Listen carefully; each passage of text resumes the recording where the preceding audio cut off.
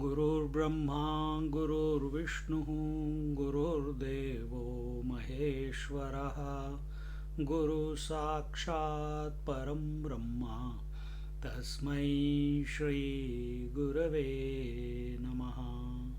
तस्मै श्री गुरवे नमः। तस्मै श्री गुरवे नमः।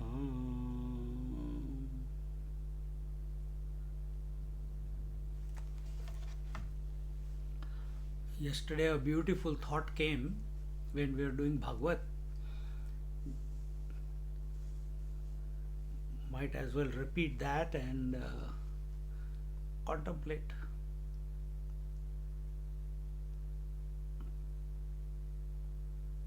Parikshit is the one who is protected by Lord because he was killed by someone, by an arrow, Brahmastra, and Lord himself went and protected him.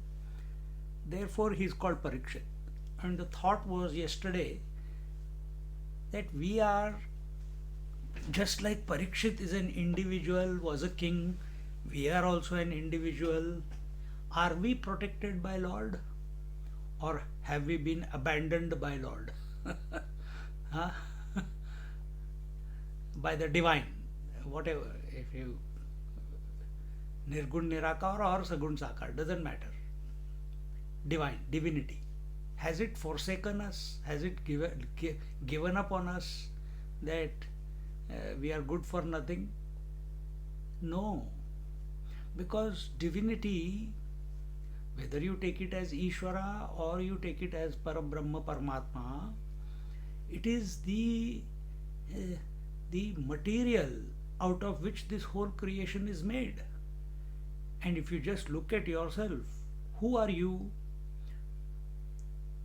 Are you the body, breath, mind, intellect? Are you the soul or are you the Atma, the witnessing consciousness? An integral, I shouldn't even use the word part. It is the Parabrahma Paramatma by nature. Only with reference to this body it is called as Atma. See? Only electricity is infinite. With reference to a bulb it is called light. With reference to a fridge it is called refrigeration. With reference to a heater it is called heat. But it is electricity. Electricity has got no boundaries. Electricity has got no shape or form. It's only a limited example. Electricity passes through wires. Now you look for a wire from where the Parabrahma Paramatma is flowing. That wire is our Kundalini, is our Sushumna, if you want to put it that way. Huh? But the idea is that we are inseparable from that infinite Paramatma. So it is ever taking care. Did Parikshit know that Lord is going to take care? No, he was in the womb of the mother. Just as we are in the womb of the infinite mother, we are in the womb of the Prakriti. So just what is the angle of approach? Just as we are in the womb of the Prakriti, and Prakriti cannot be without the Paramatma, without the Ishvara. So we cannot also be without the Ishvara or the Paramatma, Parabrahma Paramatma. Then why are we feeling separated from him? Why are we feeling alienated from him? If we are inseparable from him, then why am I feeling the distance from him? We are feeling the distance from him only for one reason, and that is instead of putting attention on that which is always. We are putting attention on that which is never. Instead of putting attention, directing your attention towards that principle which has never left you, we are putting attention on that which is always leaving us.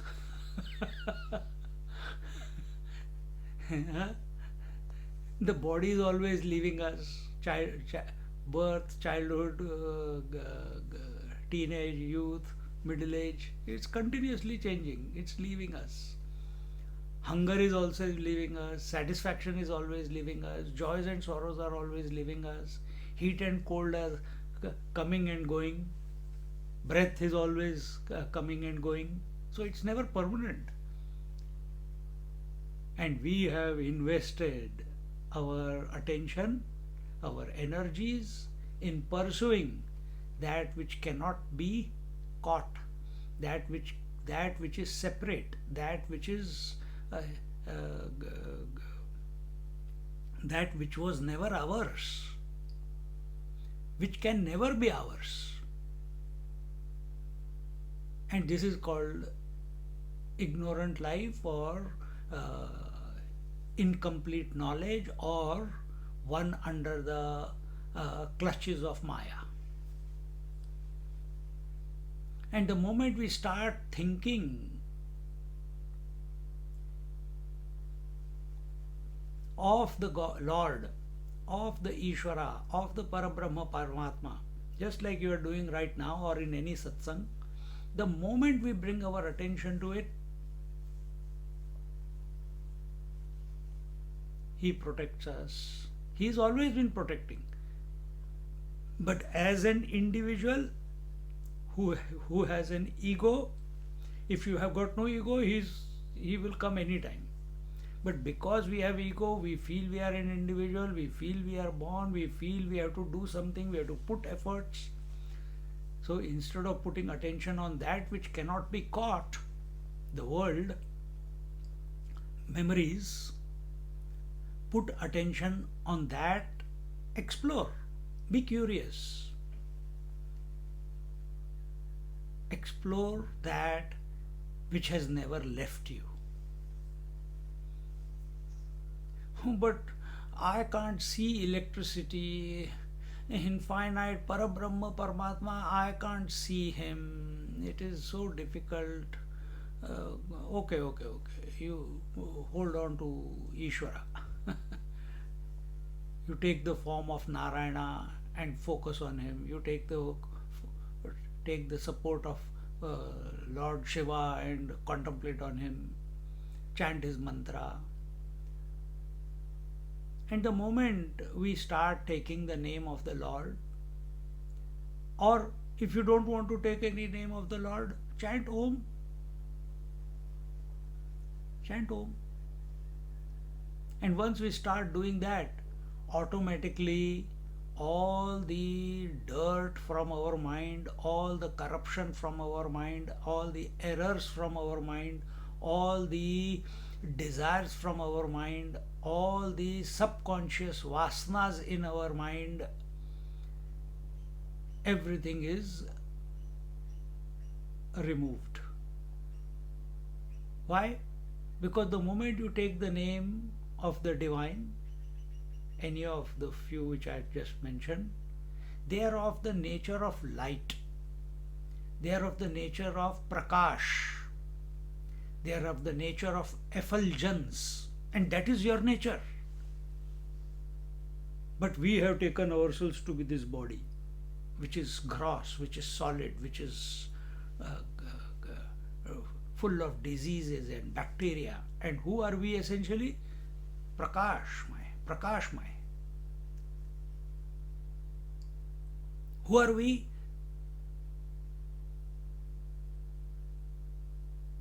Sarvabhuta Prakashatma. We are the one who is illuminating the entire universe, waking, dream and deep sleep. Is it not true? that in the light of consciousness everything is known. Instead of being that, we are running after that which can never be ours. This is the problem. And the moment we think of the divine in whichever manner, that very moment the divine expresses as knowledge. Knowledge itself is light. Knowledge itself is prakash. The self is of the nature of light, is the nature of self-knowing, is of the nature of self-effulgence, is the nature of self-existence, is the nature of self-established. That is its nature. Just like sun's nature is light. Light is not separate from the sun. Similarly, the Atma, the life, the conscious principle that we are, it is of the nature of light. But that light is getting obscured because of thoughts.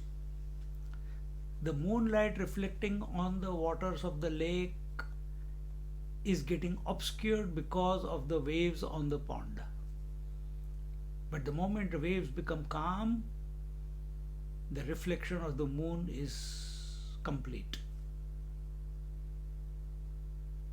And that reflection gives its own light, in a manner of saying, and everything is seen in that area. It's more enhanced. So same way, when we think of the divine protects us, takes care of us, who? The individual, by subsiding, dissolving, melting away all the unwanted. And unwanted is the thoughts, desires. And thoughts and desires, 99.99999%, why 99.9? 100% are about something other than the self. Oh, if it is something other than the self, then why should I think about desire the self? Why should I desire self-realization? To counteract the desires for the world. That's why you should desire it. And once the world is not affecting us, and we are focused on the thought of the self, on the thought of the self, then we will come to this realization that even this thinking of the self is unwanted, unwarranted, and that will also drop away. Just as when you think of sleep, all the thoughts of the day, waking, dissolve themselves effortlessly they go away. And the thought of the sleep also goes away when you get absorbed into the sleep. When the last thought of the world drops away, now only one thought is left. That is thought of the sleep. When the last thought of the world goes away, you don't need to hold on to the thought of the sleep. The thought of the sleep was acting as a countermeasure to the thoughts of the world. And when all the thoughts die away, then sleep begins. Similarly, you hold on, who am I? You hold on to the Om, you hold on to the Shri Ram, Jai Ram, Jai Jai Ram. How long? As long as all the thoughts of the world, past, present, future, world, all of them dissolve away. When they all dissolve away, even the mantra will dissolve away. Then what will remain? Then that which is always, that alone will remain. And that is our true nature, that is our satta, that is our existence, that is who we really are. Imagining ourselves to be this corpse which we are carrying around.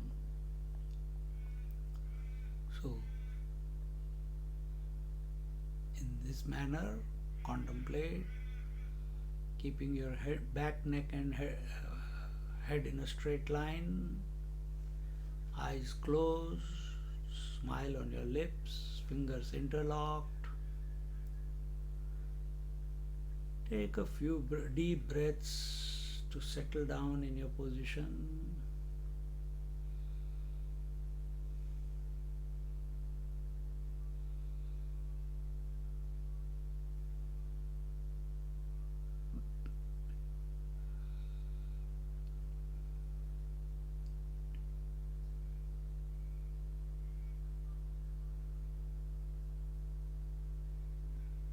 Take any mantra or contemplate on the self, whatever you decide.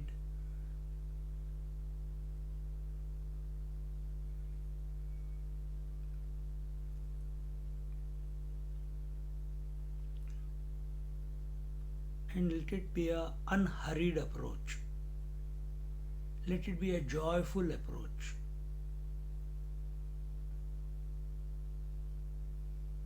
Let it be a doubt-free approach.